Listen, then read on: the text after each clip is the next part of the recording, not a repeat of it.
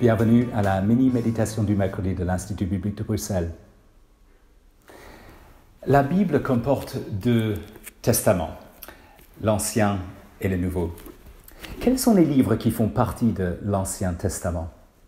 Est-ce qu'il faudrait inclure 1 et 2 Maccabées, Siracide, Sagesse, Tobie, Judith et ainsi de suite?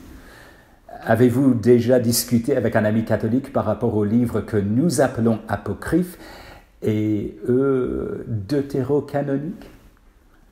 Le purgatoire, les prières offertes pour les morts, les prières prononcées par les morts sont parmi les doctrines qui sont en cause. Avons-nous raison de ne pas inclure ces livres?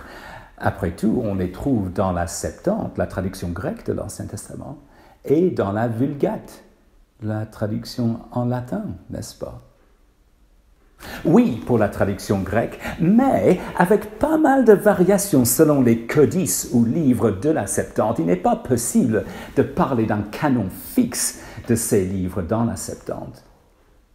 Oui, on les trouve aussi dans la traduction latine, mais le traducteur responsable, Jérôme, a nettement distingué ces livres apocryphes des autres. Il les appelait livres de l'Église par opposition aux livres du canon, un statut supérieur.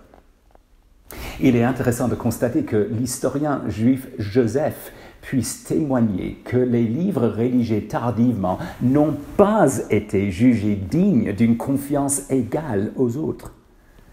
L'auteur de l'un de ces livres apocryphes de Maccabée est même lucide sur le fait que son écrit est potentiellement faillible. Est-il possible de dire ce que Jésus a pensé de ces livres? Lorsque lui parle de l'Ancien Testament sur le chemin d'Emmaüs, il évoque les 3 parties du canon selon l'agencement en hébreu, loi, prophète, écrit. Certes, il utilise le terme psaume pour renvoyer aux écrits, sans doute parce que c'est le premier livre et le plus grand livre de cette partie du canon. Ailleurs, on constate en effet qu'il a en tête le canon selon cet ordonnancement en hébreu.